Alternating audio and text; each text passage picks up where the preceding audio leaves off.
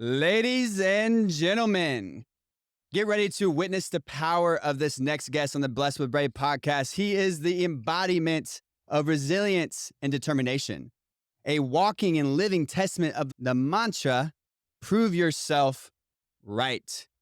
As a BPN athlete, he has accomplished and broke barriers and achieved greatness.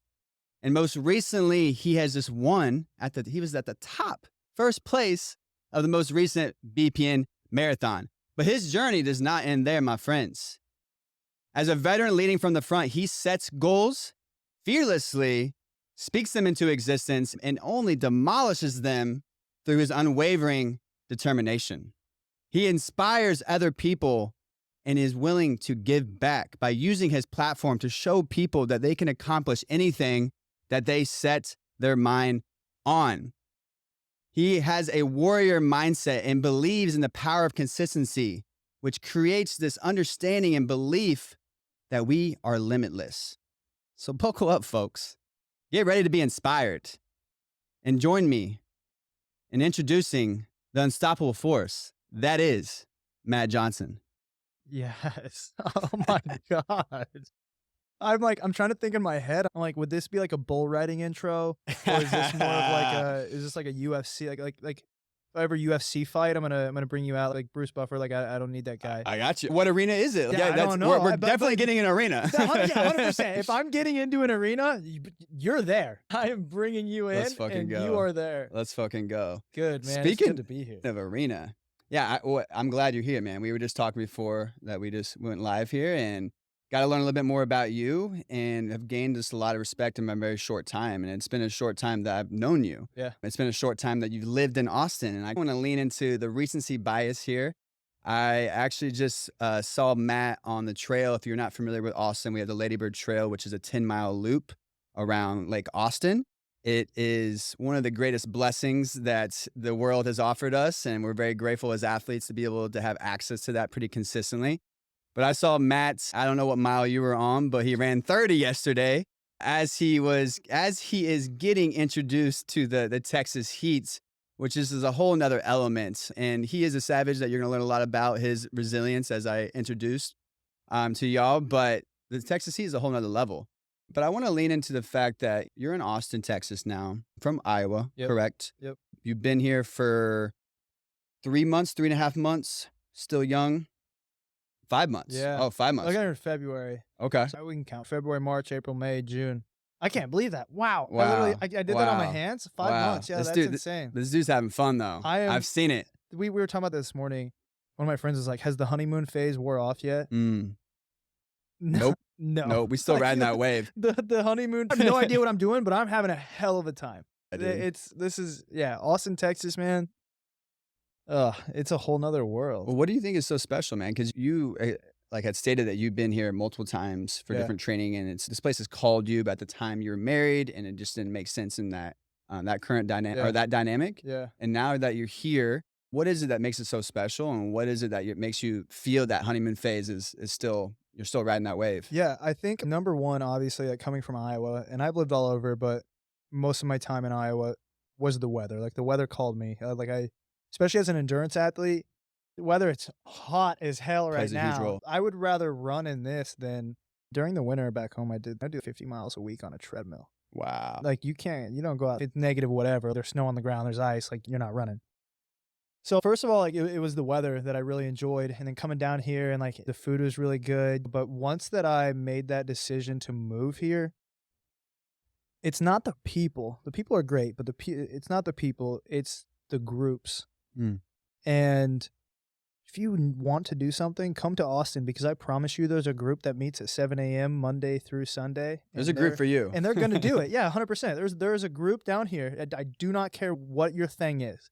I promise you if you come to Austin, you will find 100 other people that are going to do it. And 100 other people, no matter what your mindset is, that are going to share that same mindset when it comes to outdoors or fitness or arts or drinking or wine tasting. There's just so much. There's so many groups, so much to do. Like paddleboarding, Ladybird Lake. Lake Travis, right? Travis? Mhm, Yeah, mhm. Lake Travis. Like Travis, like Austin. Yeah, Yeah, Lake Austin, and people going boating, and We got options. There's there's a so whole much, buffet. we could just sit here for hours and just Yeah, talk go about to it. the Like, list you of just, that. yeah, 100%. To dissect the underlying why that's so valuable is community, right? Everyone Yes. wants community. We as human beings need to have that human relationship that we can actually connect to people and have less of the surface level stuff that we most people are exposed to, Yeah. or just the internet connection that has no real value. Not it doesn't have no real value, but is in terms of intimacy and deep level of Yeah. connection, you're Yeah. not going to get that. No, 100%. And like that's something that I noticed like when I moved down to Austin was how many people on Instagram followed me from the Austin area already, just from being with BPN. And I was out on the lake and out running Lady Bird Lake. I'm sure that Shane, the young BPN Oh yeah, Shane beast. I don't yeah. know his last name. He's So savage though. he's nuts. He's gonna be one of the greatest, I Yeah. promise. But so I'm running 18. Yeah, 18 years old. Kid's a freak. I'm running the lake, and here comes this guy running past me, and he just eyeballs me. Now I've been here for 2 days. Literally just eyeballs me the entire way. I'm like running. I'm like, dude, that's so weird. Like, so who's this guy? I'm brand new here. He runs past me. I run. I keep going. Next thing you know, and he's from Austin. This is an Austin, Texas thing. Bam, dude's on my shoulder. Hey, what's up, Matt? And I'm like, what? Where'd you just come from? I'm like, hey. And he's like, dude, I've been following you on Instagram forever. Blah, blah, blah, blah, blah, blah, blah, blah, blah, and ran with me for 5 miles and just told me Wow. about himself and his life and his parents and how much he has been looking up to me and following me and watching me. And I was mind blown. And yeah, you're right. Like where I'm going with that is, you know, you see all these things on social media and you build these relationships with people, whether they know it or not. But when you are on the other side of that and you don't know that people have built that relationship with you and then they find you in person, Mm-hmm. it is the craziest feeling in the world. Mm. And in a great way. Like for him to just pop up, like there was an instant connection there where I'm like, I don't know who this kid is, but he's now like in my tribe. Yeah. Like I got his And back. you could, as you and- said earlier too, you make that connection really quickly. Yeah. Like the new relationships that you're having are like, they're just exponentially leveling up a lot quicker. Yeah. And you can feel a deeper level of connection. Yeah. And the concept that you're referring to is called parasocial, when there's just one-sided relationship. People have it with celebrities all the time when they get psycho about celebrities, Yes. and celebrities have no idea who they are. Yes. But they feel connected with them, especially if you listen to people like doing podcasts. Yeah. Like I know Tim Ferriss was talking about this term, and there's people who know him better than some of his friends if they listen to all his podcasts, because podcasts are 3 hours long. So it creates this like very one-sided relationship. When then to the light that you just shed, when you can develop that in person and it actually is real, it means a lot. Yeah. And there's a lot of that going on in Austin, that people that are just very, even at a young age of someone who's 18 Yeah. and a savage and doesn't have a huge ego. We Dude, all have egos, he but calls us all sir. yeah. Like, Shane, if you're listening to this, I freaking love you, man. But he's so respectful. And yeah, you're right. That kid is that was just the first time. Like there Yeah. was so many other times that, you know, that has happened. You've had the run-ins like that. Yeah. And especially BPN Ambassador Weekend and BPN pop-up clubs, and people come up to me and we take pictures. And that is something that I will forever be so grateful for, just to have that type of impact. And what they don't know is like that impacts me. Like that motivates me and pushes me to, sometimes you get this little like imposter syndrome, or you get this like thought of, am I doing too much? Am I not doing enough? And it's daily now, like where people are like, dude, you're inspiring me. And it's, man, I got to keep going. Like, can I do more? Like, how much more can I do? And to that message, it's something I really appreciate, because I've been getting a lot of that as well lately. Yeah. And don't stop saying it. Yeah. Because it's people who are in the dirt, and we'll talk about the dirt, and that for sure. I relate to on a lot of things. When you are in that space and you can't sometimes see the light and things around you, or you're questioning, as you said, imposter syndrome, those words are so fucking uplifting that give us the strength to keep going. So I think having a habit, I try to be the best for myself as well. When I see people really doing it, like they're out there, they're showing up as their best version of themselves, call that up as much as possible. If we can start rewarding people for their hard work and give them credit where credit's due more often in these forms of just very good compliments. Yeah. People love to be patted on the back. Yeah, exactly. And, you know, but it's deserving. When it's deserving, it's 100%. not like a participation trophy. 100%. Like No, yeah. Let's clarify that there. Like if you deserve it, or if someone deserves it, give it to them. And that's the biggest thing, is that I think people struggle with, It's a rabbit hole here, but give people words of encouragement. Like whether it's your significant other, your best friend, or anything like that. Hey, you look great today. Yep. Hey, kill the day. Like Yep. you look awesome. You have something about you today that I'm loving. Like I love it. Yep. Or in the gym, I squatch. Oh my gosh. Never experienced a gym like this. I was going to Lifetime. I hit up Anytime Fitness. Never, you don't find this stuff Yeah. anywhere else. But people just walking through the gym and they fish pound you. Bam, pound it, got it. And you're like, yeah, like respect because like we're getting it. And like just something as simple as that. Like there's times where I'm out on Lady Bird Lake and if I make like eye contact with someone as they're coming towards me, I'll high five them. Mm. Like I whoever it is, I just match that energy, right? Like I saw you yesterday. You're getting it. And what'd you say to me when I first showed up? You're like, dude, I was almost done and it was the perfect time. It's fucking yeah. So here's the thing. Imagine if you just go that extra step and just take that little bit of extra energy to just give someone something like when they're doing something good, you could change your whole day. Well, on the flip side of that too, meet them where they're at. If they're not showing up as the best selves, Exactly. give them grace, support them, and seek to understand why they're showing up in this version of themselves versus victim mentality or why are you treating me this way? It's not about you. It's never about you. 100%. It's never about you. 100%. I think that is a beautiful quality that you have showcased in my brief time of understanding you, of really seeing the beauty of things when something bad happens. And you have had a lot of negative things happen throughout your life. And I know this experience of living in Austin has been very uplifting and it seems like you're just in a freaking flow. And I love that for you because it took me some time. Like I'm actually jealous because it took me probably 3 years before I found what I have now. Yeah. But I know the root of you moving here wasn't from the greatest place. And I want to shed some light on that. The fact of going through a divorce, just had finished the BPN marathon and moving here and then jump from Airbnb. Yeah. Can you give some light on that experience and really, I guess, the decision making from the inner calling to want to move here and then like finally that last straw that like, okay, it's time.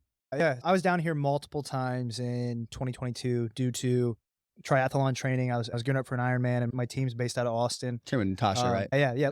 Yep. So Natasha Vandermeer with NVDM. I joined her team right after the BPN marathon in 2022.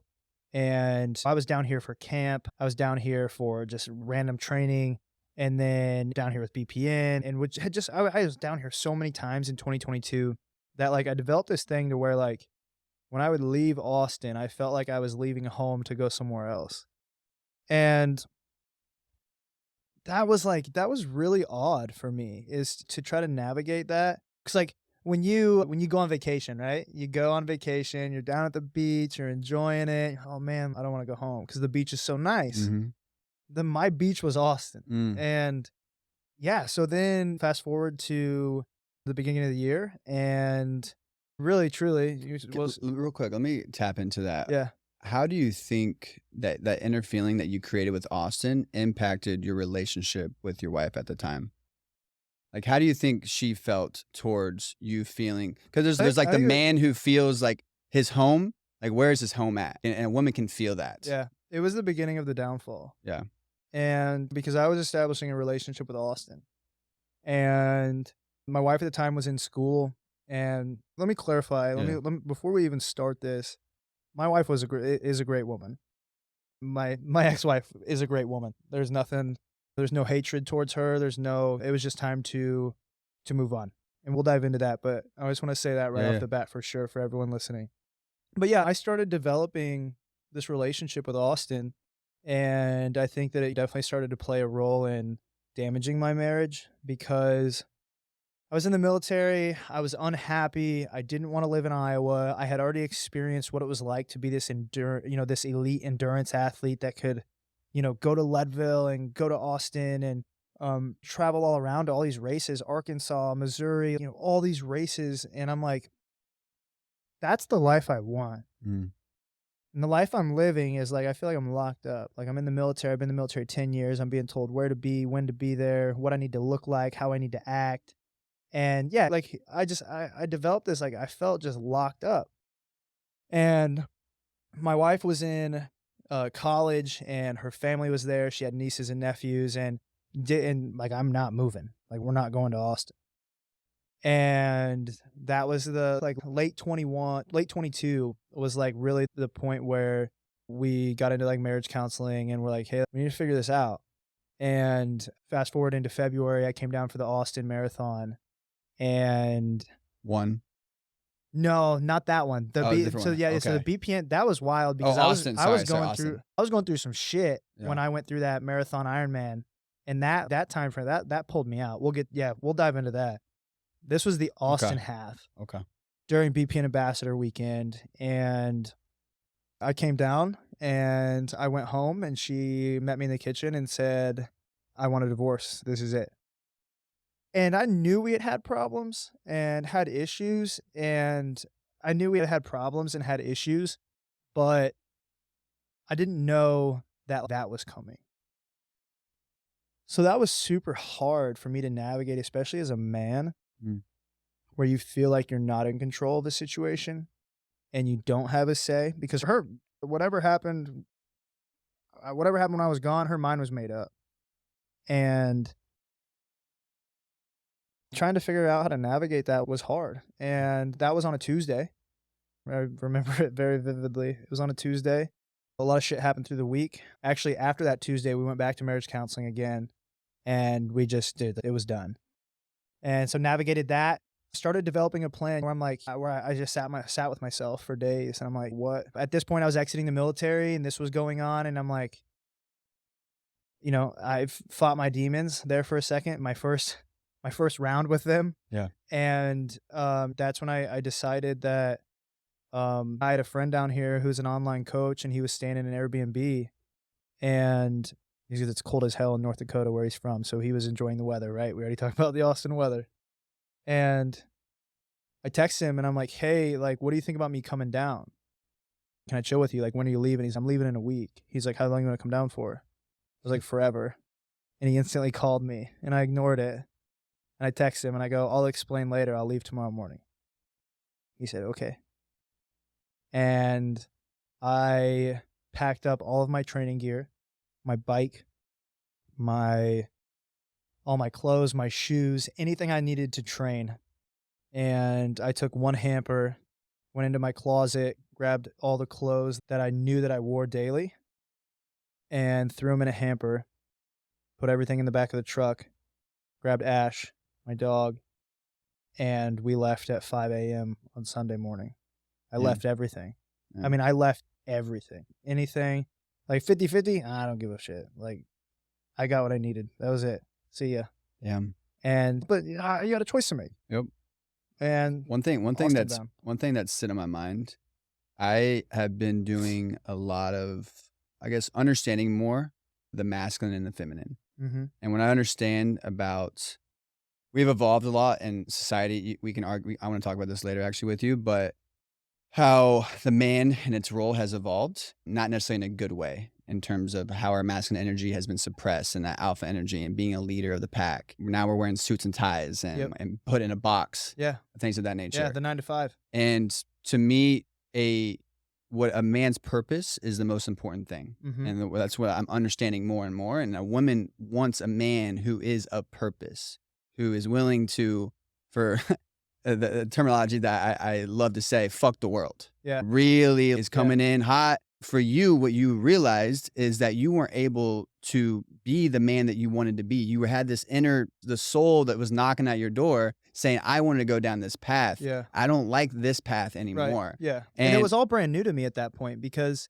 what we really haven't talked about right now is my very first time running was at the very end of 2020. That was my first run. And so then 2021, I was stationed out in Virginia, and I didn't train or I didn't really race a lot, but I'd wake up and I'd run trails, mountains. Like, I lived in Southern Virginia in the mountains, and I would run and run and run 70, 80 miles a week.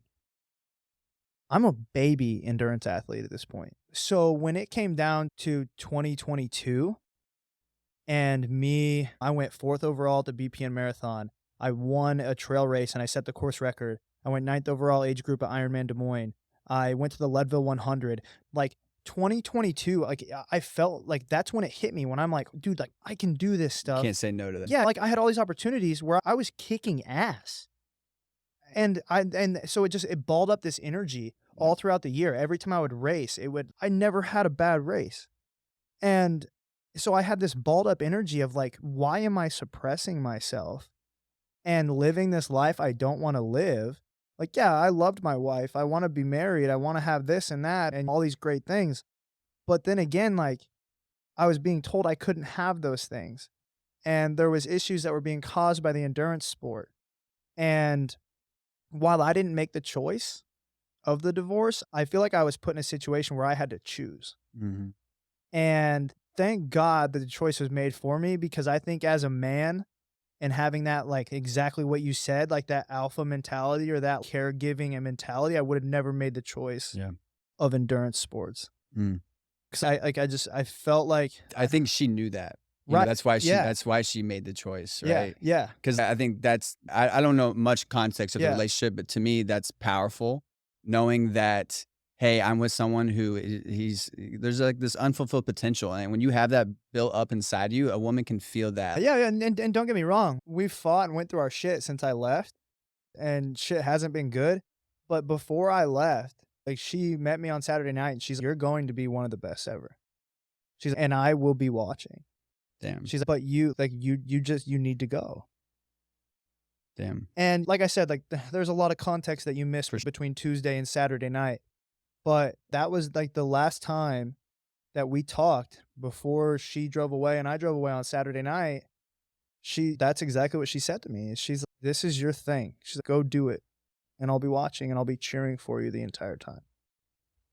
And I'm just like, it's like, fuck, man. Like, it's just, In that moment too, as we talked about before, if you don't go down that route, and now you have all the permission, now there's no reason. Now you have no freaking excuse. exactly. And that's why I was like, okay.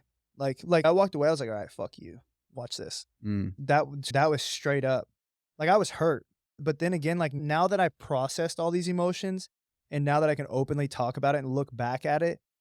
In the moment, real quick, in the moment as a man, as you said, like there's a level of like honor and this is my household, this is my home, I built this, and now it's stripped away from you without, and that in that case, you didn't make that decision. So Right. there's a level of, we are emotional, we are men, especially if you really care about those things, it's gonna hit you some type of way. Yeah. And it's just, it's so crazy to navigate. I went through this shit for 3, 4, 5 weeks after that. Like, all of February was terrible. March sucked up until my birthday, which is the end of March in 23rd. But it's so crazy, like, navigate, like, how sad I was and how upset that I was, like, mourning the loss of this life. And now I look back on it, and if I was to see her again in person, thank you. Yep. Thank you so much. And I hope that she would say thank you too, because we were just going down different paths. And I believe that she's going to be so successful in everything that she does. I didn't believe that getting married, that I would ever get a divorce. Never thought that, right? You get married, you make this commitment to someone, you get a divorce. When we met, she had just turned 18. Wow. And I was 20, 21, 22. We were babies, man. Yeah. I can't even think back to 22 right now. What Wow. the hell happened when I was 22? Wow. So it's hard, right? Making those, when we think about all these things, people are like, oh, my grandparents were together for 90 years and this and that. Life is so much different right now when you have to navigate through a relationship of having 20,000 people looking at you and commenting on everything, looking at your life and navigating how to balance social media, how to balance being on your cell phone, right? Because when you're with your significant other, it's like, oh my God, you're always on your phone. At this point, you know, when you get to this point, it's, I'm working on my It's a phone. job, I'm making money. I'm getting products. I'm doing all these things. And growing from kids together to our life was great. Yeah. Our life was great until I became an endurance athlete. Mm. And she went back to school full time, and she's going to be a dental hygienist one day. And that's her love. She loves that just as much as she loves. Yeah, she's listening. Yeah. So I couldn't tell her at that point where I'm like, hey, I want to move to Austin, drop out of school. Yeah. No. Yeah. Can't do that. Yeah. So it's, yes, I went through it. I battled my demons. I was sad. I cried. I hurt. I was heartbroken. But now I look back on it, and just like we said, thank you. We both did each other a favor. Yep. And at this point, at 28, while I don't regret getting married at all. I don't regret meeting her. I don't regret anything that we ever did together. Nothing. I never really regret anything. Whatever's supposed to happen is supposed to happen. Yep. I'm thankful for all that time, but truly, like right now, in this chapter of my book, this is the best chapter yet. Let's go. And it has been 5 months. Let's go. So what the hell is my life going to look like in 5 more? I look forward to seeing, man. Yeah. It's going to be badass. That's what I can say. I think one thing I want to shed light to the people who are listening, most people find it very challenging to, in the moment, like when you have, say, a marriage or a bond or a partnership, and it is not serving you, you try so hard to make it work. Yeah. And people try so hard. And I love that commitment that you have with each other. But if there is still, there's a time where you gotta go different paths. Yeah. And you gotta sit like with love and grace, go down these other paths because you're gonna serve. And to me, the way even in my own life, I'm not dating, but I want to be a good person. But for me, my making good decisions, what aligns for me may not be good for someone else. But if I don't listen and do those decisions and make those choices daily that are good for me, with empathy for the people around me, of course, but what that bleeds and that energy it creates in the world is not good. It's if I'm not happy, that is contagious to the people around me. So by listening to yourself and understanding what you actually want from this life, as you alluded to, you guys are super young. You don't really know. Yeah. You're just in the moment having fun, and it was fun. Yeah, right? It was a blast. Shit, we had. I mean, I was in the military. Like we were doing well, and I mean, we bought 1, 2, 3. We had 3 houses. We moved across the country. We had rental properties, and then we sold them. And then just in that 6 years that 6, 7 years that we were together, we did so much, and I learned so many things about business and management and relationships and what I want and what I don't want in life. And I don't regret it at all. Like it was a blast, but also I truly do believe that like everything happens for a reason. 100%. And I knew when I came down here at January of 2022 to run the BPN marathon, as soon as I showed up, the first BPN marathon, as soon as I showed up, I was like, dude, this is my place. Mm. And after that, like I said, it was just a snowball of this is my place, this is my place, this is my place. One thing I want to make a connection to in regards to intimate relationships. For me, I haven't dated in 7 years, and I have gone through my own personal dialogue of reframing why. There was years where I needed to be alone to understand myself and what I wanted from this world. But now as I'm getting back in, I've had to reframe my mindset on dating because commitment is very scary to me. Being with one person is very scary to me. And what I've come to realize, and I feel that you connect with this, is our society puts this monogamous, very pressure, one commitment for the rest of your life. As you alluded to your grandparents, and like we see all these things in society that this is the way. When the reality is it's what is right for you right now. But what I've come to realize and what I'm entertaining is that there's ones at different chapters of your life. It could be a one for the rest of the book. Yeah. But I think there's people, there's friends, there's the family that I have created here, the community at certain chapters of my life. Would you connect with that? Oh, 100%. And that's one of the biggest things that one of my best friends said to me. His name's Jamie from back home in Iowa. He's older than me. He's in his lower 30s. And I look to him for guidance in anything, whether it's business, relationships, anything like that. Like I respect and value his opinion, and he's a very smart man. And I reached out to him when I first moved down here because I was struggling with that issue too, right? Like meeting girls if I wanted to and talking to girls and feeling like I was still out of this marriage. I'm like, this isn't, like I wasn't seeking women out, but just chit-chatting or something like that. Man, like I'm trying to navigate this. What do I do? And so I called him up and I'm talking to him about the way that you feel and doing this and doing that. And he goes, it doesn't have to be anything. It doesn't have to be something. He goes, maybe this is just time for a chapter where, I don't even know what I'm going with here. I don't remember what it was, where she's helping you. Maybe she's just being a friend and helping you get through what you need to get through now. And then maybe she's in your life for the rest of your life as a friend, and maybe she's not. But there's chapters of like people where like she can be helping me navigate a divorce or a friendship or, navigate my move to Austin and be there for me and, keep me company and I'm not alone. And then also at the same time, like maybe I'm helping her with something that like I don't even know about, maybe I'm helping her through a past trauma or something like that. And then, whether it lasts a month, 6 months, a year, or the rest of our lives, whether who knows? It's all, yeah, I believe in chapters. And like when he told me that, it blew my mind because I'd never thought about it like that, to where it's like someone can enter your life to just be there to affect it for now and then exit, and then you understand the real story, right? Yeah. If you want to relate that back to me being married, it's if I would have never got stationed in Virginia, I probably would have never became an ultra runner because there wasn't shit to do out there at all. There was nothing to do, so I just picked up running. If I would have never became an ultra runner, I would probably never got a divorce. You want to do the butterfly effect here? That's a little dramatic, but but it's real. There's forks in the there's chapters you come to for a everything. fork and you make like a decision. the movie. Have you seen the movie The Butterfly Effect? Yeah, Where yeah. like just the craziest It's a shit classic happens off movie. it. Yeah. And there's chapters in life, whether it's your life itself, chapters in relationships, chapters in your fitness, chapters in your health.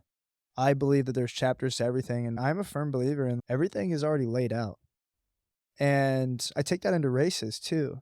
When I'm standing at the start line and everyone else is losing their minds, like they're white, they're nervous, they're anxious. Dude, I am always like, that's something I take pride in. I'm always ready because I know I've put in and I've done everything that I've had to do. Whatever is going to happen in the next however long that race is going to happen. I can't change anything at this point. Follow the plan, and what's meant to be is going to be in any aspect of your entire life. I love that. Everything is already laid out. It is. All we have to do is get out of the way. Yeah, you prep for everything. And whether you know it or not, you prep your nutrition, you prep your gym schedule, you prep what you're going to wear because you buy clothes. Everything is already laid out. So why are people freaking out about everything? People are so anxious and so nervous and so they get so upset. And I'm like, you're prepping everything. You're going to the grocery store to buy food. You're prepping what you're going to eat for the week. You know, you go to the store and you buy all these clothes and you have clothes in your closet. Like you're prepping what you're going to wear for the next 8 to 10 months. Okay, this week I have to do this in the gym and I'm doing push pull legs. You're prepping that out. You're going to do that. The schedule is already there. Just follow it. Like just slow down and just follow and trust. it. Yeah, and trust the process, right? Everyone says that. And yeah, that's a big thing for me. And I struggle with that, like in relationships. Like we were talking earlier, and I got down here and literally met one of the best friends that I've ever had in my entire life. Developed a relationship so quickly with Catherine, what I was telling you about. And like when her and I first met, and she's like, you don't worry about anything. And she's like, all of this chaos ensues me and just what's just going on. And she's like, because I can't, like, me worrying about something helps nothing. It's not going to do anything. And actually, let's dive into something here real quick. So 2 weeks ago. I love this topic. So yeah, 2 weeks ago, and make sure you can bring me back to the 2 weeks ago, moved into my house. You've been there. You rode your bike by. You saw it. Nice house, nice neighborhood. There's a lot of like nice houses over there. It's very developing. It's a developing area off of a not the best area. But great location. Great location, but you guys are listen, this is a crazy story. So 4:00 in the morning, I hear my truck fire up, but I'm sleeping. Now it's like, I'd been in this house for 3 days. Like when you're sleeping and you're like, you hear something, but you're still asleep, but like you can hear it. And I remember being asleep and I'm thinking, man, like that really sounds like my truck has like dual pipes. Yeah, it's very noticeable. Yeah. And I'm like, man, like, it sounds like my truck. And then I hear my truck take off. Oh, shit. And I'm like, damn, that really sounds like my truck just left the driveway. And I wake up, I go out, make my coffee. I'd forgot all about it at this point, right? Because I was still asleep. This was a Sunday. On Sunday, I like to take melatonin because it just, bam, wipes me out. Green recovery. Like, I love Sunday melatonin. It's so stupid. And we love that green recovery. Yeah, we love that green recovery. That's what I related to. Is I was just too tired. Yeah. Walk out, make coffee, look out, my truck's not in the driveway. Wow. I'm like, oh, shit. Long story short on that, someone got into my truck, rewired the dash, reprogrammed a key, and took off. Damn. Drove my truck to Leander, which is, if you're not from the Austin area, Leander's like northwest. Yes, no, northeast. Northeast. I don't know. Anyways, call the cops, come, get the truck's in Leander, GPS, OnStar, shuts it down, blah, blah, blah, blah. Go up, not a single damage to the truck. Whew. They drove it there. The dash was pulled off. I had to have it towed. I had to get keys reprogrammed. It was $900. And I'm like, shit, like this sucks. And I was pretty upset about it. Yeah. You move on. Yeah. That's not the end of the story. That was Monday. There's more. This is a bad week. Wednesday, I go to Barton Springs. Barton Springs is a pool down here. There's like a trail, and you can run on the trail. Go to Barton Springs, park my truck. It's very special. Yeah, it's a beautiful place. Park my truck, go out on the trail, come back. I see my truck sitting there. I don't see my passenger side window. Oh my God. And I'm like, what the fuck? So as I'm like walking up, glass all over. Someone broke into my truck, threw a rock through the window, stole my wallet, stole my AirPods, This is Wednesday. That was Monday. That was Monday. The truck was stolen. Wednesday. This truck is hot. There's another $600 that I dropped right there. So now we're $1,500 in the week. And I was upset. I was really upset. But I chose to learn some things out of it. Number one was back the truck up closer. Don't park the truck in the road. Put it in the driveway. Number two is don't be a dumbass and leave your wallet sitting on your center console and not putting it. Because I guarantee, I don't know this for sure, y'all, but I guarantee that's what I did because it's what I was accustomed to at that point. So I learned things from it, but like where I'm going with that is there can be all these bad things happening around you. So many bad things happening. And I'm going to use the word failure here. You can define that as, damn, like I failed. Like that sucks. I got to punch out $1,500. Or you can say, wow, because what? I'm going to be pissed off and upset about it and does nothing. Punch holes in the wall. And it's only going to ruin, it's only going to take up rental space in your current mind. It just pissed me off for no reason. Like, yeah, I was pissed off about it. But like at that point, I'm like, man, they didn't get no money. They got my license and my debit cards and all that, but I shut it all down. Yeah. It's okay. It's okay. If you can figure out how to go through that type of shit, whether it's getting your vehicle stolen, broken into, navigating an injury.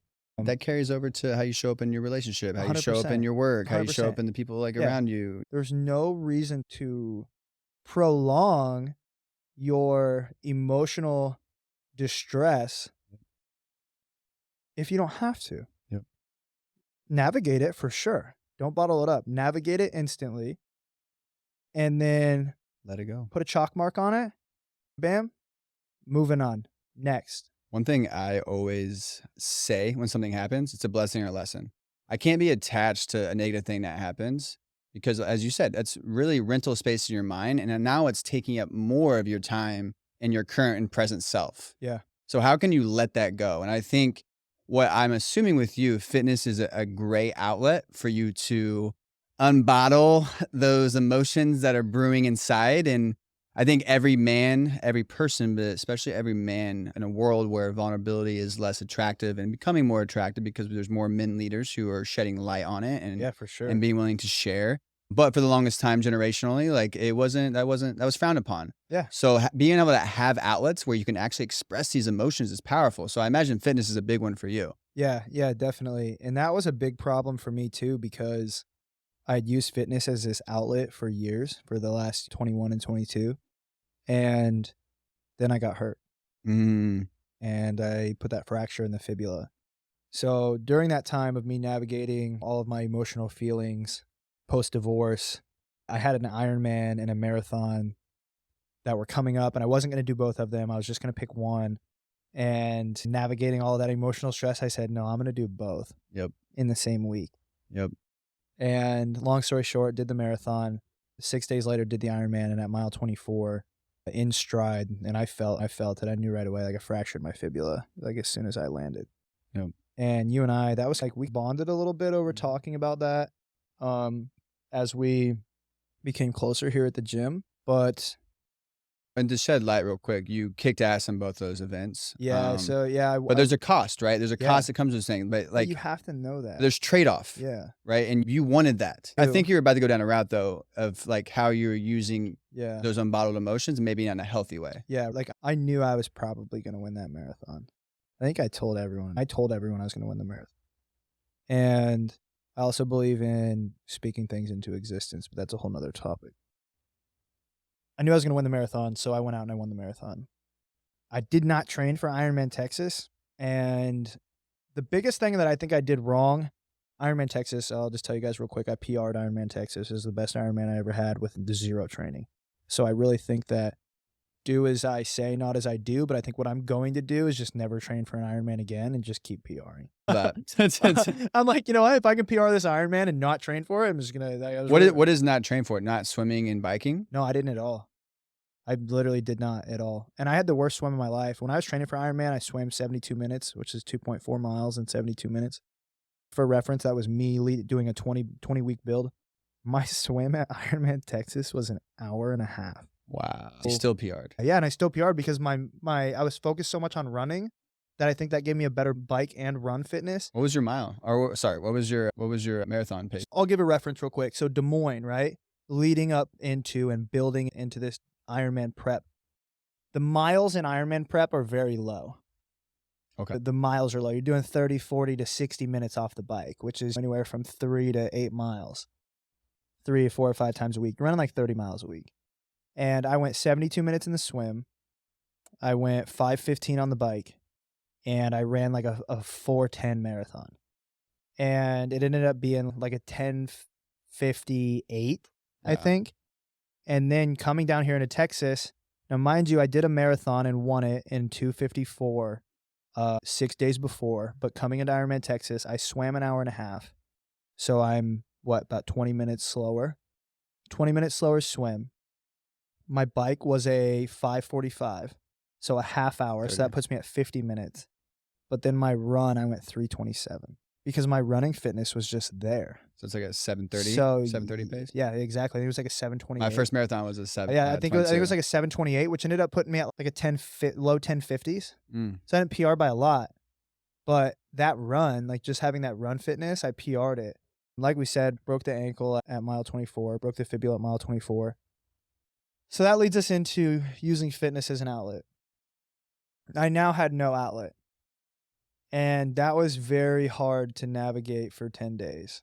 I was non-weight bearing for 10 days. And I think the day you saw, I showed up at the gym. Didn't I have it wrapped? Yeah, we talked about this. Yeah. And like, I couldn't really even stand on it. And the biggest thing is like, I knew like I knew I had to, if I got out of the routine, I would spiral.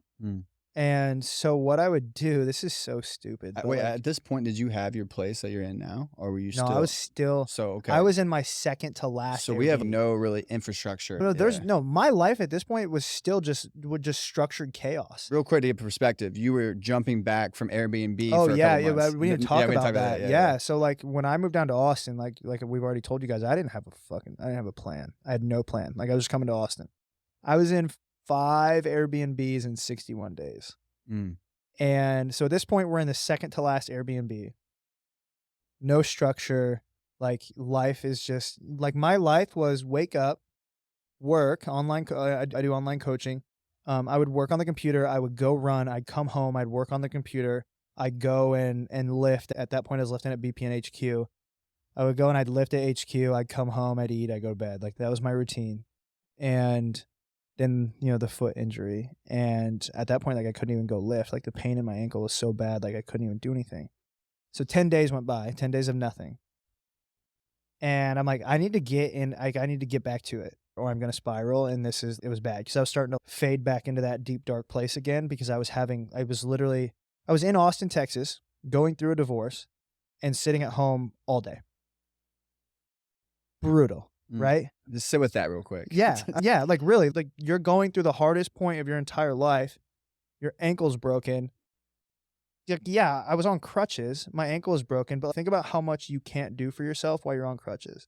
Luckily, there's a lot of freedoms. Yeah. And like, luckily, like I had friends, that were there to help me and, navigate that. But like I was spending most of my time in the house alone in my thoughts.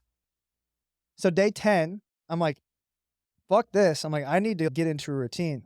I would literally take pre-workout and come to the gym and not do anything. I would literally come here. I'd sit on the turf or I would just walk around.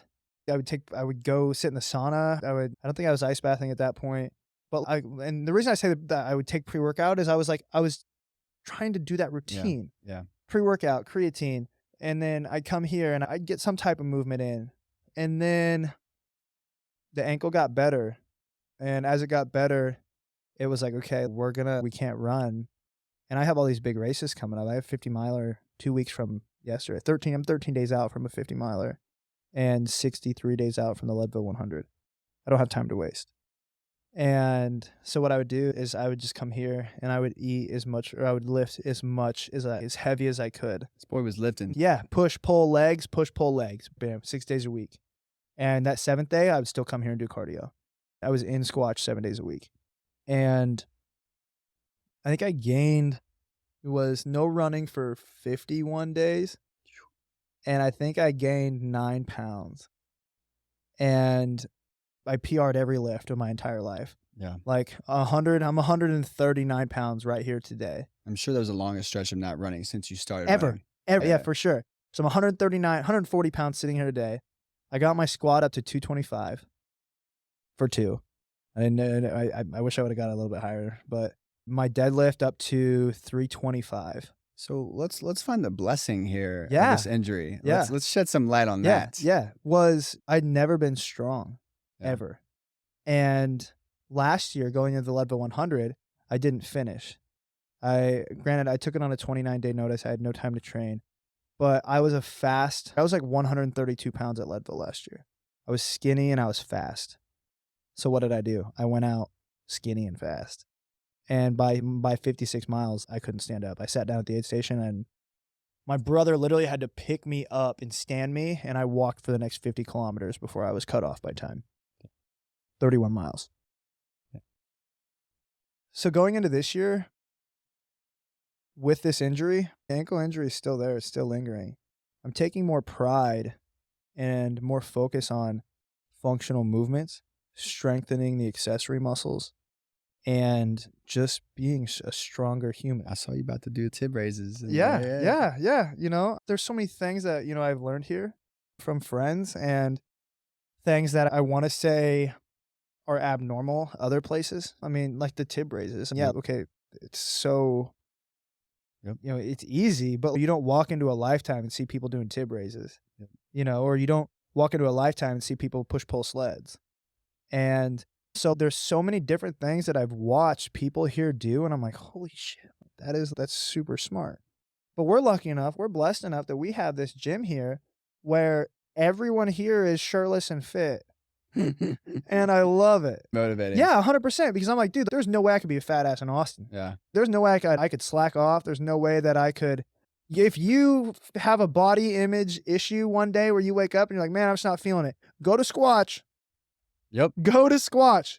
Like, go to Squatch and just walk up to somebody, hey, can I work out with you? And they'd be like, hell yeah, let's get this work. Let's get it, but you got your shirt off, bro. Yeah, you got to take your shirt off, then we're going to throw you in the sauna, then we're going to toss you in the ice bath. Yeah, and then we'll get started. And then, so. Hey, one thing I want to shed light on. You get this injury. Yep. And I think a lot of people, and I know you probably got some shit online too, hey, why'd you do this? Yeah. You obviously injured yourself. What was the point? Do you have regrets? Are you ashamed? And knowing you, I know you're not. You're very proud. I would be very proud of both those accomplishments because those are freaking badass, and those are things that you're going to remember for the rest of your life. Yeah, that week was the greatest week of my life. But the fact is, we've talked about, everything happens for a reason. That offered you the time to slow the fuck down. Yeah. And be able to focus on a different part of your training that's going to make you a better athlete in the long run. You know what that taught me? Like the true lesson that I took away from that. Let me hear it. Was, and this is a very big deal for me because I struggled very early on, late 2020 when I first started running with like body image, or if I would not run, I felt like a piece of shit, or if I would have a burger, I would feel terrible about myself.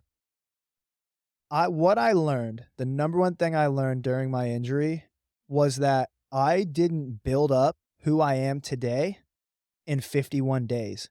And I sure the fuck am not going to lose it in 51 days either. And that right there, what you saw obviously on my post yesterday, I'm 3 weeks back. I did not run for 51 days. 16 miles week 1, 32 miles week 2, 82 miles week 3. I ran 82 miles last week after taking 51 days off. That is unheard of. And not that I'm saying that's not the way to do a build. Don't do a build like that.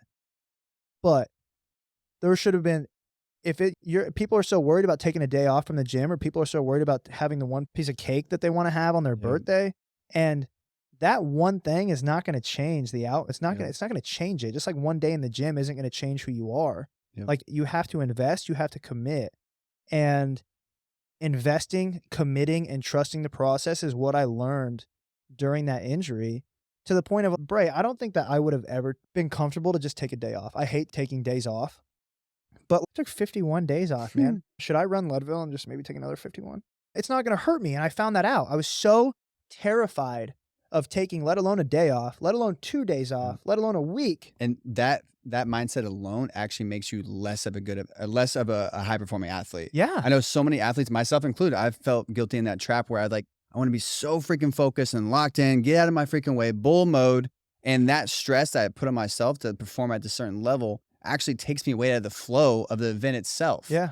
And starts draining your energy, Yeah. and increases the chances of injuries and things of that nature. Yeah. Yeah, for sure. You have to ride that fine line of recovery. And that's the thing for me is like, everyone's recovery looks different. My recovery is I ran 82 miles this week, ran 30 yesterday. Today, we were in here this morning at 8 a.m. doing a 25-minute CrossFit workout. And I was drenched and my legs felt like garbage. But then as I pulled up here, after I went back home and I ate and I showered, I pulled up here and I'm like, dude, I feel so much better. The body's You know, crazy, man. like- The body's crazy. You just Like, gotta, yeah, but move it. But it's Just move it. but it's in small moments. You got to look at it from a day-to-day basis and a week-to-week basis. Yeah, and what your body needs in order to feel recovered type. There are going to be days where you need a full day off, where you can lay on the couch and eat what you want. And The question I like people to think about is knowing what you should do versus what you can do, yes, and really flirt with that and understand it. Because what you can do, as you've showed yourself, you, me, everyone else, of these people who can really push themselves, you can push yourself to do anything. mm-hmm. But should you do that in that moment? And understanding what is the goal? What are you trying to get out of this? And how do you want to perform? And Yeah. let that reverse engineer from there, and let your decisions filter from that. Yeah, definitely. One thing I want to credit to you is an observation I continue to see is just your mindset. That's a part of the mindset of your ability to show up and not have all this external pressure that a lot of people put on themselves. Mhm. And that's what separates you as a high performing athlete. I look at someone like Mitch too, who's like young in his running career too, and having obviously a lot of dominance. And he comes with this high vibe energy, he's just having fun. Yeah. And Mitch and I, we're good friends. Yeah. Like we match each other. Yeah, I truly. Yeah, that's a very good. And I've realized it with myself too. I went down, so I had a lot of early success in high rocks, Mhm. and I went down this path of performance. I was training here in a gym that's very community driven. I'm like, yo, get out of my way. I don't want to talk to you. I'm focused. And what I found is I didn't perform very well. And not only that is because I wasn't actually being me. I'm someone who's high vibe. I want to freaking nug people. I want to go to these events and bring good energy and release these external pressures that I put on myself. And I had this realization last year. And now that when I go into competing, it's so much more fun. Yeah. And it's funny. And this is my own growth journey as an athlete, because when I was a wrestler growing up, I was very good, coach's son. And I didn't show up. I was always a head case because I had all these external pressures. And I think a lot of people can relate that in life too. When we had these external pressures and we want to show up in this certain way versus trusting and being and leaning into who we are. Yeah. And really expressing ourselves. Yep. And not letting other people dictate what the hell that is. Yeah. And the other side of the mindset I want to give you credit to is your ability to enter those dark places. I had my own connection to depression and suicide, and my cousin committed suicide on my birthday 2 years ago. And it's as someone, I like being someone who's an advocate as you, and I want to continue to be around men who are advocates and speak and shed light on this stuff so we can stop it, so we can stop from the people around us. But I think there is beauty in going to those places and really entering those places to understand, as you've expressed, what you are made of, where you don't want to go.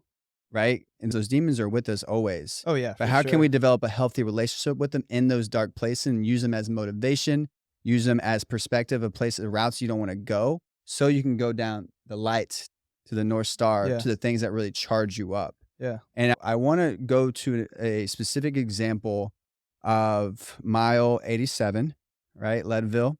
You expressed that this was the most pivotal moment in your life, that you said that. Yeah. That's where I learned how to fail. What does that mean?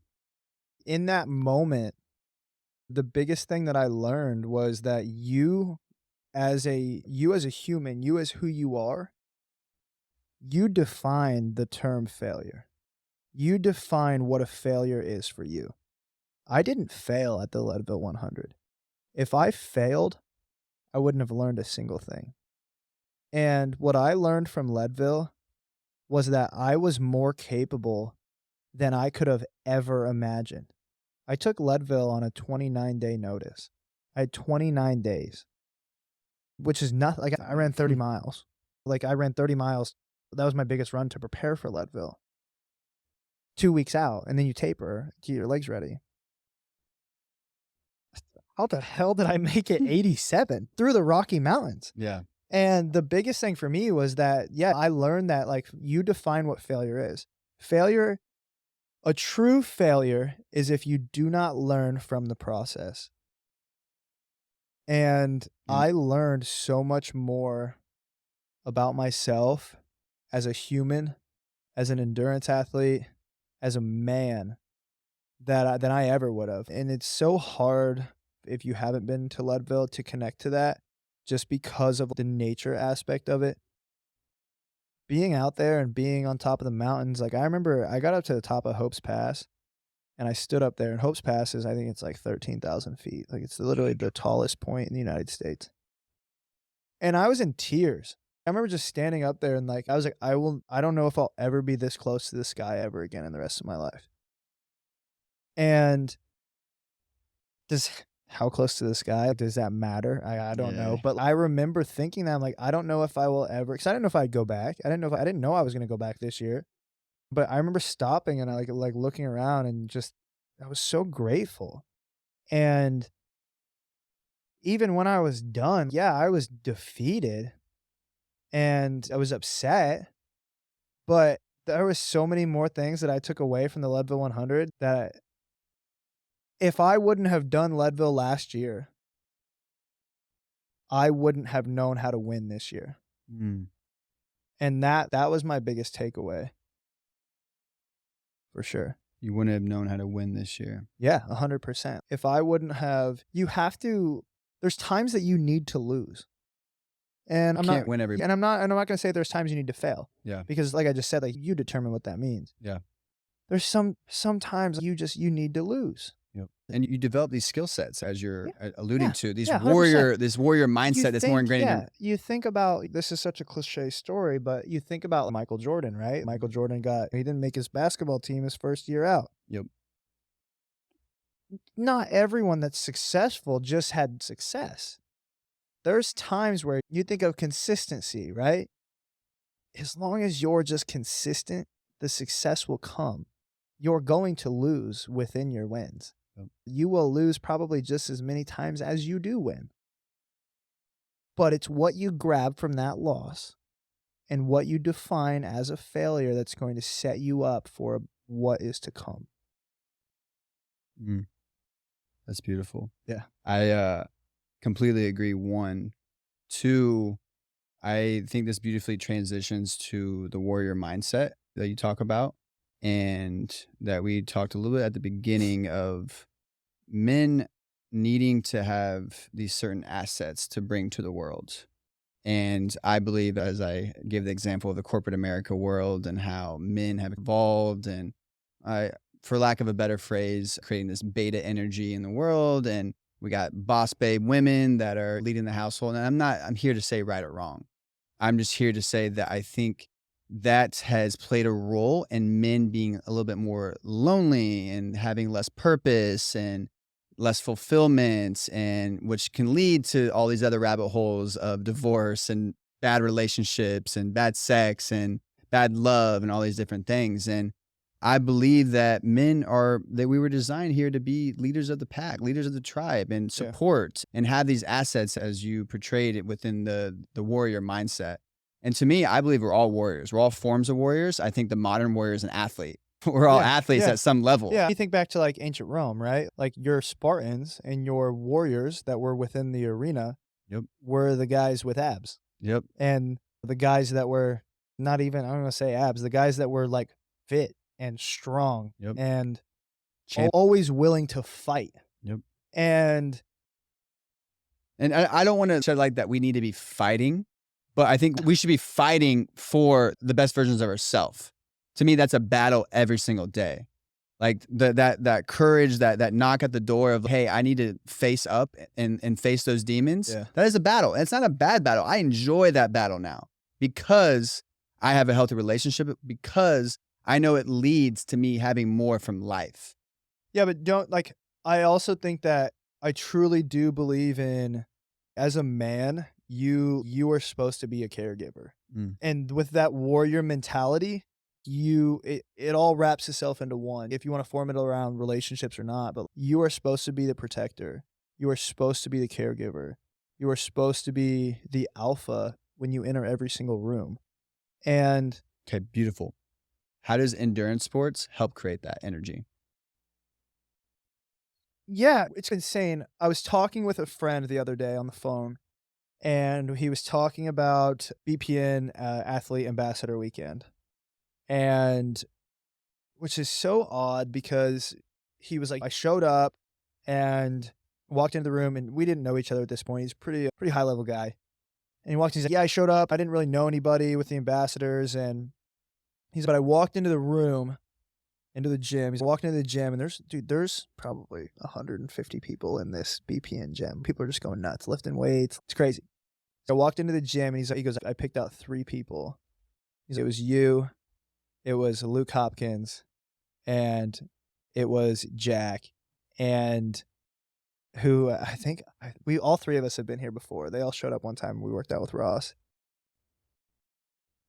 So I don't really even know if I can relate being the alpha to the endurance side, but it's all about how you carry yourself. Or you have to ride that fine line between cocky and arrogancy on one side and confident on the other. I am confident in everything I do, or I wouldn't do it. If I wasn't fully confident in it, I wouldn't do it. And so, Let me rephrase the question. yeah. How has endurance sports specifically helped you in competing? Let's say competing. How has Mhm. competing allowed you to develop that relationship with self With being an alpha. and being more tapped in to being Yeah. more confident? My honest answer is that it allowed me to realize that I'm better than most. Mm. And take that how you want, but that is my honest answer. When I started I don't want to say I started it. When I coined the phrase, when I said the phrase built different, everyone's built different. But can you tap into that mentality or that do of being just a little bit better than everyone else? And that's when it comes down to, I'm not saying I'm better than Yeah. you, but when it comes down to, if you want to go out and you want to run an all out mile, I can fucking promise you that I will give it just a tad bit. I will match your energy and give it just a little bit more. This is super cool. I want to relate to a story real quick. Yeah, I definitely. connect with this on many levels, but there's a couple examples I want to share. So I had Matt Troy on here. Yeah. And he talked about Gary Vee, and it was a similar scenario Yes. like this. Gary Vee was talking to Grant Cardone, Yep. and Gary Vee just straight up says to Grant Cardone, "I'm better than you." And Grant's like, "What are you better at?" He's like, "Just whatever you do, I'm gonna be better than you." Yeah. And it wasn't from a negative way. He's just, I understand that I'm built different. Yeah. These things, I'm gonna go that extra mile. Yeah, for sure. And I think, as you said before, there's this healthy line there. That's not a bad thing. No. Because you want to give space for someone else to think the same exact way. And right? I know that there is someone out there that is better than me at everything. Yep. There's someone out there Well, that's the humbleness side. yeah, for sure. There's someone out there that will literally show up and kick my ass. Yeah. But here's the thing. I towed the line at Leadville last year with not a doubt in my mind that I was going to finish, and not a doubt in my mind that I was the best person out there. Yep. Is that true or not? Who gives a shit? Exactly. It doesn't matter. Like, it's your world. Yeah, exactly. Like, here's the thing. You are the star of your own world. And if you're getting upset at me saying that I'm the best and I'm the greatest to ever do it, then you better reevaluate your own world, because if you don't think that about yourself, you have problems. Bam. Done. Right there. Right there. All those people, when you are confident in what you do, when you are saying that you're the best, when you know, like when I say, I'm going to go win the BPN marathon, I'm going to do this, I'm going to do that. And those people that are getting upset at you, you're the one with the problem. Mm. Who I think I am should not affect your life at all. Yeah, it's a triggered insecurity, all these different things. 100%. I say the same thing. I say I'm the best at everything, Oh, but this is my world. You're not in my world. Yeah. You're not here. Like- You should be in your world. I could go out and run a race and I'd get my ass kicked and I'd finish that race and I'd be like, damn, I'm still the fucking best. I'm still the best to ever do it. I promise you that. Because that's like as we understand, like we are We a gotta talk that accumulation. talk. Yeah, but we're also a accumulation of our thoughts. Like Yes. like and as you said, speak your shit Speak it into existence. Bam. I love that shit. Like, here's the thing, right? As a man, we just got hyped up talking about it because yeah, we now, know that like, energy. Our body energy, like our body, like, we just changed. As a man, like you see those dudes, right? Like I remember I used to get so upset back in the day. I'd be in the gym and you see those kids, those high school kids, they're flexing in the mirror and doing all this. And I'm like, man, like you guys are so freaking extra. Just go home. Now we're fucking in there. Now it's, dude, those kids, they're feeling themselves. Yeah. Feel yourself. Exactly. Do your thing. And we were talking about this earlier too. Like, feel into that. Let it go. Yeah, like, go up and be like, dude, you look like a fucking tank. What's it gonna do to you? Nothing. Yeah. Nothing. That is a huge thing for me, especially because we talked about on social media where I had a reel that went viral where I did a double Murph, which if you don't know what a Murph is, it's a 1 mile run, all in a weighted vest. It's a 1 mile run, 100 pull-ups, 200 push-ups, 300 squats. So it's 6, And another 4, mile. 6, 4, 2. He did double though. Yeah, I did double that. Put a video out, had a broken ankle while I'm doing it, and the reel went viral, and people are on there and they're just shitting on me. Like, they're like, you're not running, you're not doing it right, blah, blah, blah, blah, blah.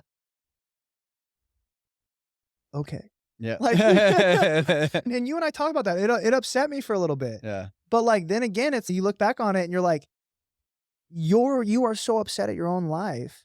Like, you should support every other human being that's out there. Yep. And I take a lot of pride in that too. Like on my Instagram, like if I follow you, which you already know, you probably already know this. If I follow you and I know you, I'm going to comment. I'm going to like I'm going to comment on your stuff. I'm going to like it. Yeah. I'm trying to be better at that. Yeah. But that right there and that's the same thing. True. That's the same thing as going up and giving up a dap in the gym. You're taking that time to put that content out there for people. I'm going to take time to say thank you. Whether I truly watched your entire reel, or whether I read your whole post. But you have respect for that person. Yeah, I'm like, yeah, it's as easy as, what's it take? 1, 2, 3. It takes 3 clicks. Yep. So you click on the comment section, you click on an emoji, and you click send. Click. Bam. What'd that take out of your life? Exactly. And maybe it'll just be like, it can be like it'll be random people. I'm like, I'll comment, and they'll literally message me like, dude, thank you so much. Like, I truly appreciate like you saying that.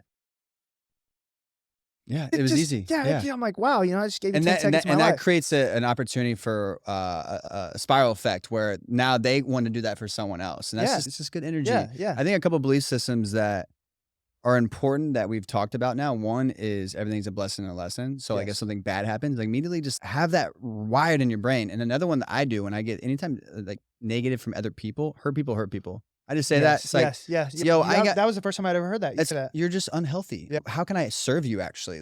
Is it your physical fitness? Do you need someone to talk to? Do you need a friend? Just be nice, y'all. Yeah. It's not hard. Like Luke Hopkins that I was just talking about. This dude he's 20 years old. 20. He's 20. We talked about Shane. Luke is Shane times 4. Damn. And isn't the Jack dude's really freaking strong too? Jack, yeah, for sure. Jack, he's literally the fittest man in the world. Yeah. He might win the battle bunker. That's his TikTok thing. Fittest man in the world. Like he literally was here working out, did a bodybuilding show. Anyways, going with this, be nice to people. When we sat down, I took a picture and I sent it to Luke. And Luke and I, we talk a lot. Sent it to Luke, and all he messaged me back, which it means nothing. All I sent him was a picture. He said, "I'm so grateful to know you." That's awesome. That's awesome. And I haven't even replied back yet. But it's just like, it's not hard to be nice. Yeah. And especially in today's world. That's also world. what drew you here so much. Is like you're around more people who think like that. And I'm someone who takes really pride in not wanting, I don't want Austin to be the only place in the world that's like this. What I see is like a lot of leaders are coming here. And then we build our freaking empires, and then we go out and make an impact in the world. And that's the thing too, right? We're sitting here talking we've been in here for an hour and a half. Yep. We're sitting here talking. We're taking time out of our day to do this. We're not doing this because we just like to hear ourselves talk. Yeah. We're doing this because same thing as you've done all 9 other of your podcasts. someone out there needs to hear something that we have to Yeah, say. there's a bigger mission at play. Yeah, 100%. And like you said, you don't just want that for Austin. You want that for everywhere. So now you're spreading your message across the entire internet. Let's talk about this mission, man. The thing I was most excited to talk about that I saw that you posted about in regards to 9/11, you gave light to 9/12, 2001, and how the Yeah. world came together. Yes. And you gave perspective to what if every day was like this day. Exactly. And I was obviously in the military for 10 years. When 9/11 2001 happened, I want to say I was in 3rd grade. So I knew what was going on. I knew it was very bad. But over the years, that still, like, you see my goosebumps? I got the chills Okay. when I read it. All right, I have goosebumps right now just thinking about it. I did a lot of research. And I've watched a lot of videos. I've done a lot of shit in the military. 9/11 is still very, as an adult, diving into it and understanding why I joined. And it really means a lot to me. And it's a touchy subject. But a lot of people don't think about 9/12. Yeah, It's they so focus on the negative. where businesses shut down. I'm Yeah, getting yeah. goosebumps. Businesses shut down. Every single house had an American flag. Everyone was united. Look at that. Everyone was united together as one. It didn't matter whether you were black, white, purple, yellow, brown. Didn't matter if you were gay, straight, or whatever else you want to be. It didn't matter. We were all humans. We were all Americans. And why can't we live every day like that? Flying your flag high, whatever your flag is, fly it high, represent it. But under the American flag, we are all Americans. We are all living in this country. But yeah, there's some crazy shit that goes down. But man, we could change so much of it if we would all just come together. Mm. And I'm convinced I could grab every single member of Squatch and we could go change the world. Yep. Because you need to have that community. You know, you need to have that group of people that want to do something. And Impactors, doers, and movers. exactly. And so I love that you brought that up. Why not live every day like 9/12, 2001? To where people were proud. Like, not really proud, but people were, this is my country. These are my people. You destroyed my people. What do you think is the reason that we got away from that energy? Like, we're back to our Complacency. Everyone's so complacent. Same thing as any other issues that we've had in America. George Floyd, anything like that. When bad shit happens, people unite and everyone's together. Like the George Floyd movement, the Black Lives Matter movement, like it was so big. And it dwindles off. Where is it? Yep. People and it was a huge thing. I mean, there were so many people that supported that. And, you know, it was a good thing. The government said, we'll just wait out. And Yeah, you guys will forget. Yes, there was good, there was bad, there was ugly, there was bloodshed, but there was a group of people that came together through one mission. And then it just died down. Right. And that a lot, right? Like when it comes down to, we can go down a huge rabbit hole here, but when it comes down to like gun violence and gun control, when there's a shooting at an elementary school, Uvalde, Texas, do you remember that, man? Like, it was last year where like it was like, we need to lock down the schools, we need gun control. This happened in Texas. This is crazy. And it was talked. Yeah. And there's a circle here of the wheel. Yeah. The hamster and with humans. It's complacency. As we talked about with fitness, it's consistency. And that gets with your dreams too. It's everything. Investing. The deeper that you invest in something, the longer that you're going to be consumed by it and infected in it. I feel like there's a lack of investment. Yeah. From us. What should we be investing into? Because my perspective when it comes to making change in the world, it all starts from this individual level of each person living out their purpose, their mission. So what should people be investing to? Because protesting may not be the route to make the impact that you want to have. Or maybe it is. Like, I think that the biggest thing that, that you can invest in is relationships. Because I'm a very firm believer, and it's not what you know, it's who. And coming down here to Austin and developing a lot of relationships that I have has gained me access into multiple worlds that I would have never been a part of. And then I make a commitment to invest in those people, and those people invest back in me, and we form a friendship. And now you find other people to invest into. And the saying, eagles soar with eagles, 100%. If you surround yourself and invest in people that are like-minded as you, Yep. how can you go wrong? You can get through a divorce. You can get through moving to a new city, right? Man, like you don't see a millionaire that lives downtown Austin penthouse going down and sitting under a bridge and hanging out with a homeless guy. Yeah. And you don't see, like we here at Squatch, not even at Squatch, but like 99% of my friends that are down here, 95% are involved in the BPN community. And we did a cookout at my house, and I posted on Instagram that I was going to go out and I was going to run 30 miles on Saturday. I called it Group Loop, which don't ever take that. You're watching this because I'm going to trademark it because I think it's super sick. I like it. It's called it Group Loop. And if you want to come hang out, run whatever you want, run your paces. We're going super slow. Come hang. Dude, there was like 13 people out there. I thought I saw Clink out there. Was he out there? No. Okay. No, Clink wasn't out there. I saw someone that looked like him. There was like 13 people that showed up that wanted to run just because we were running. And I would have if I wasn't committed to my other run. Absolutely. Yeah. No, you were zooming. We were like Yeah. 10 minute pace. Isn't that insane? Yeah. I literally just posted about it. So I had this good idea. Let's all just run together. And then all these people the messages started coming in. We made like an iPhone, like it was iChat or I don't know, whatever, iPhone group chat. And texting, and hey, I'm taking off at 7. Okay, we're taking off at 8. Okay, we're taking off at 9. We're going to go this way. This is how we're going to meet. We're all running the same paces. We're just going slow. We're having a good time. And it was so cool because it was so hot and it sucks so bad. But like having friends there made it so much easier. Yeah. Invest in relationships. Yeah, for sure. Relationships are the biggest investment that you could ever make. You just got to the core of this podcast of the purpose, right? Yeah. And helping people to heal through relationships. And it seems that a lot of these relationships have helped you to heal in the short term in regards to post-divorce very quickly, right? As you said, you're in the best chapter of your life. Yes. Like most people could not say that if they just went through a divorce 5 months ago. Yeah. And still going through it at some capacity. That with everything in me. Like, how can you so confidently say that? What? That you're in the best chapter of your life? Because I wake up every day and I truly love my life. And I've never experienced that ever before.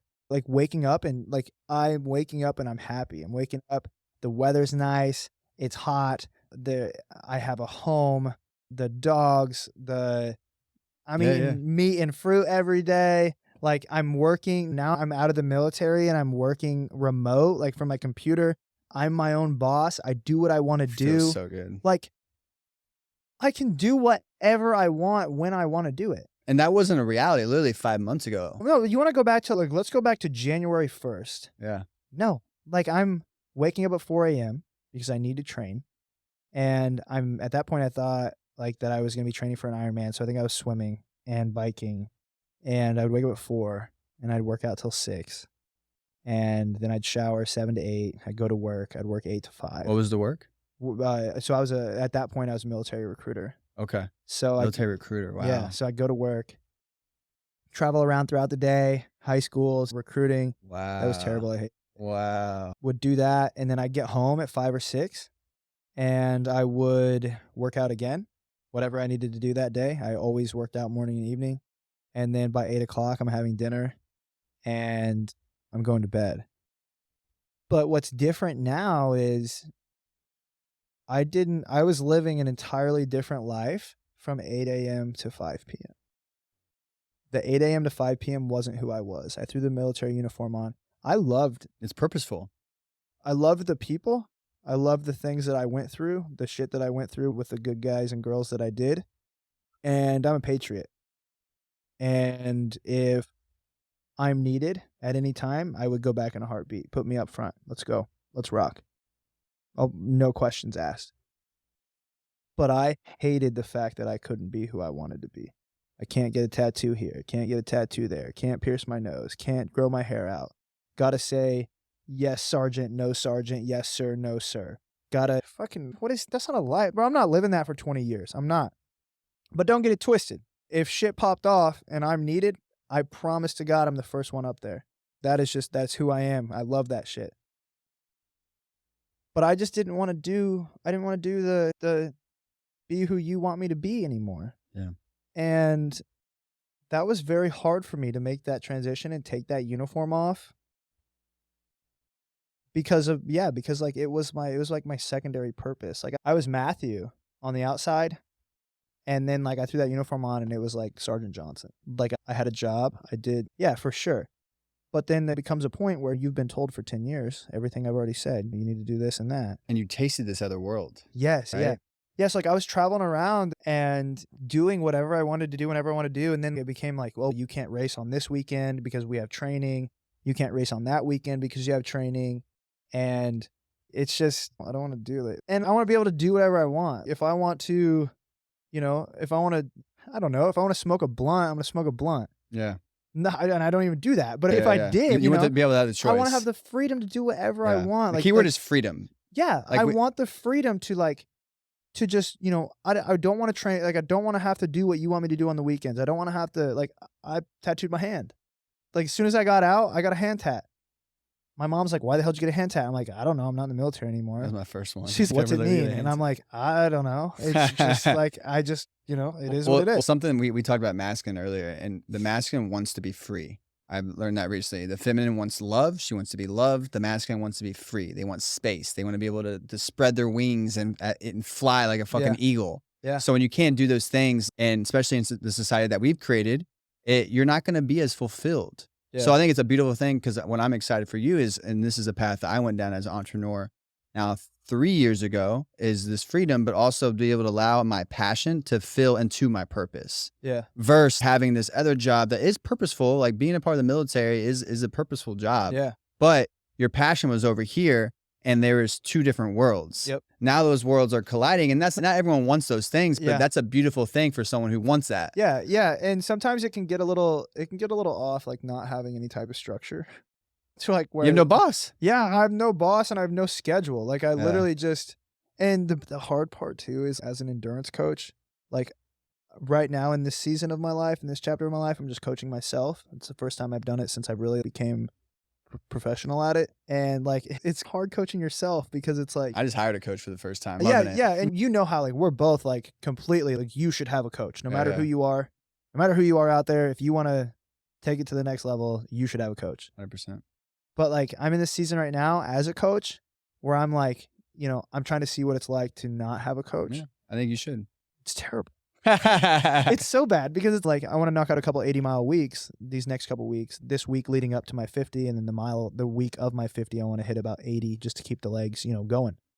And you can determine your own miles. So it's like you wake up and you're like, man, my legs are hurt you're not committed to anything besides your own goals and dreams. I'm gonna do what I need to do, but it's my legs hurt. Maybe I'll, instead of doing 10, maybe I'll just knock it down to 7. For sure. But the beautiful thing is you built that resilience and discipline through all your other experiences by working with a coach. Maybe if you didn't have that coach early in those years, you wouldn't have the foundation that you have mentally currently, potentially. Yeah, for sure. I want to go into one last thing before we get to the final piece. You brought up Catherine before, and then you brought up her in the beginning, and then we put a needle on it, and it's coming back. Yeah. And I just want to talk about that relationship in the lens of, because we talked about there's ones at different chapters of our life, and there's people who come in at these certain times and give us some sense of groundness and peacefulness, and just tap into. It seems like you want to give her some love, and let me hear it. Yeah, no, it was very odd. So I moved down here and met her through the BPN community. And actually, I had reached out to her originally to coach. So I got down here, and through networking, I sent her a message. I was like, hey, I would love to coach you if you post about it to the Austin community and try to get me my feelers out there within Austin. And she's like, heck yeah, sounds great. And went on a run together. And literally from that very first run together, just gave each other, it was just, we had been friends our entire life. It was insane. Feeling. And had given each other both of our stories. life stories. It was like an hour run. I want to run too. I love literally that. just an hour of that was the first time that we had met in person. And when it comes down to talking about those chapters, I have never in my life, never, and this with everything, I've never in my life had someone like Catherine or a friend like Catherine. And like, I truly believe that I met her as soon as I got here. Like, it was like, bam. And it was just instant chemistry, friendship. She's a caregiver, and she truly cares and wants to do whatever she can to help me navigate the entire process. Mm. And like from day one, like I told her absolutely everything. And it was like then we get into the marathon and the Ironman and the broken foot. And she's knocking on the Airbnb door saying, "What can I do to help you today to make your life easier?" And then moving into the house, and she's, what can I put something away? What can I do to help? And she's also going through her own season of moving on from things. And so it's been such a beautiful chaos to be a part of together, because we're both there for each other. And I had a friend in high school. Her name was Maddie. She was my best friend. And Catherine is the closest thing like that I can relate to that from a female friend perspective, to where, like you said, like women are caregivers. Women are like, the woman is a caregiver and just wants to care. Yeah, and love. She wants to be loved. Yeah. And so I truly believe that us establishing that friendship and navigating that, it's been the most odd thing of my entire life, just because of being in this weird situation where I've never. And it happened from organically, but it happened from you were going from a business route per se. Yeah. I don't know if there was like an interest there. Like, yeah, like it was just, no, there wasn't Yeah. There wasn't at all. And it just turned into like this friendship. And then I coached her to the San Diego Marathon, and she comes to me like 2 weeks before the marathon. She said, "Do you want to go?" I'm like, "You want me to go to San Diego for the marathon?" She's like, "Yeah." So I'm like, hell yeah, I want to go. San Diego's great. Yeah, I'm like, yeah, I want to go. So I went out to San Diego, and her and I have been talking about this 50 miler in July, and she wants to come up and support me in the 50 miler in July. And it's just been, It's cool. it's been so cool to just have someone there, just in that friend aspect, and someone that like truly just loves, like cares for you so much that, That's like the inner circle, man. I believe in having a very small inner circle. And sorry to cut you off, but Yeah, like, you're good. it comes down to, I don't know. We don't have a plan for anything. I don't know You're living in the moment. what it's going to look like for 4 weeks, 5 weeks, a month, 5 months. I don't know. I don't know what it's going to look like down the road, but it's so cool to establish that relationship with each other, and literally just go day by day. Yep. And, when it comes down to like, she'll call me in the morning and be like, "Hey, do you want to go for a walk?" Like this morning, she called me, "Hey, do you want to go for a walk?" Like, hell yeah, I want to go for a walk. Like, yeah, let's go for a walk. So she came over, we went for a walk, and then she went off to church. She's going to hang out with her friend.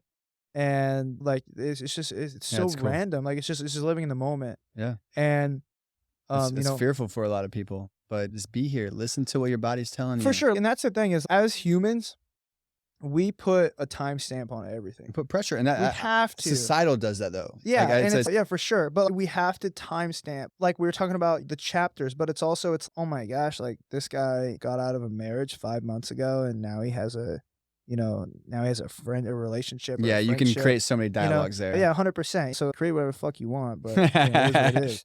But yeah, it's just it's so cool. It's so. I think one thing I want to like.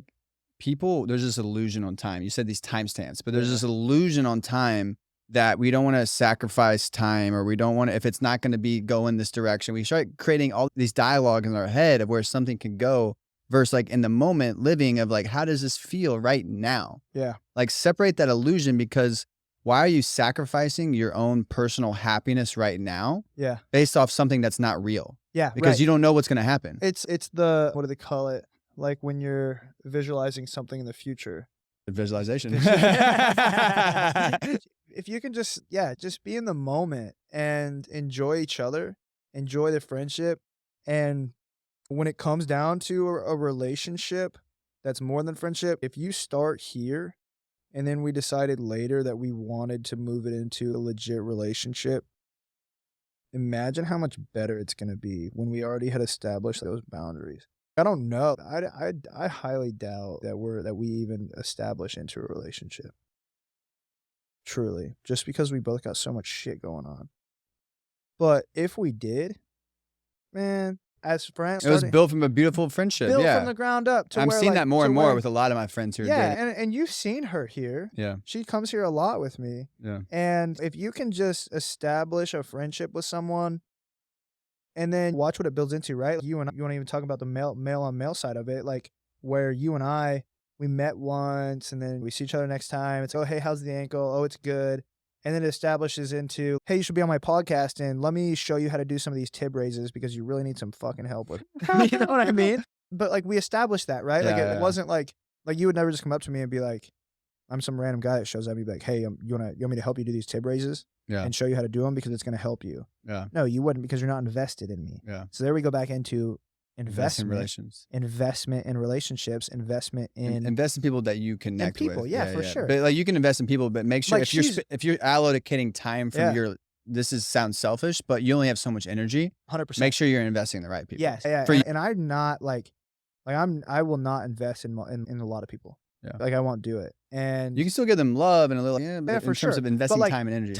yeah, Yeah. I'm not going to give you my time and energy if I don't see a future relationship with you. Like I'm not like I don't have enough time, and I sure the fuck don't have enough energy. Yeah. But yeah, I want to. We got one last thing. Yeah. Before we get there, I was telling a couple people before you got here that I gained a lot of respect for you this morning when I was consuming you. There's assumptions that I can create based off how someone carries himself, as you said, like the alpha energy, and you're Yeah. very confident, and obviously you've accomplished things in your short time here. But just I believe in people, and I love when I see leaders and how they communicate very clearly, and they're putting just the right messaging out in the world. As I expressed early on, like I like seeing leaders who are using their power for good, because social media is a power. And we need to be using that power for good to help make an impact on the world. Yep. So I want to give credit to you, man. Like you're the real deal. I got a lot of love for you, and I've gained a lot of respect for you in this short and today. And obviously, I look forward to this relationship evolving over time. And I look forward to seeing what you accomplish, because like you said, this is still new. I feel the same way in my athlete journey.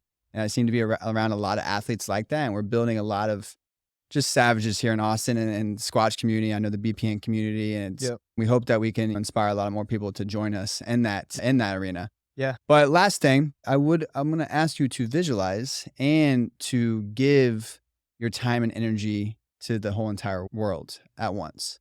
I want you to imagine that you have an intercom and you are speaking to everyone. And this message is connected to everything we've spoken about today. To looking to having resilience and determination, to entering that dark tunnel and coming out this better version of yourself, to failing forward, to treating every day like it's September 12th. Everything we've talked about, and you want the world to feel this and listen to what you have to say, because you have a powerful message to say. And what I would like is for you to close your eyes for a second. You're going to look into the camera straight ahead of you when you open your eyes, but not yet. Once you take a couple big breaths, inhale, exhale. Give me one more breath. So you imagine we're talking to the whole fucking world, and they're going to listen. What do you have to say, Mr. Matt? if you want something, if you truly fucking want something, you jump and you go get it and you go now. Don't wait. There's no time to waste. Whether you immediately get it, whether you immediately accomplish it, whether you lose, whether you win, it doesn't matter. As long as you choose to learn from it and keep going. There's many people out there that will never take the chance at something that they want. And that was me before I moved to Austin and before I dove deep into my endurance career. And sometimes I think back to when I was 16, 17, 18 years old in high school, and I chose to not be an athlete. And that means I lost almost 10 years of my entire career on what I could have. So I may have started late, but this is a chance for you to not have to do that. So take the chance, start today, figure out how to navigate the process, and just keep fucking going. Boom. Let's go. Dude, I need to go lift some weights. I'm like, We're on that podcast energy. Y'all, that is all we have for this episode with Matt Johnson. As always, stay blessed. Amen.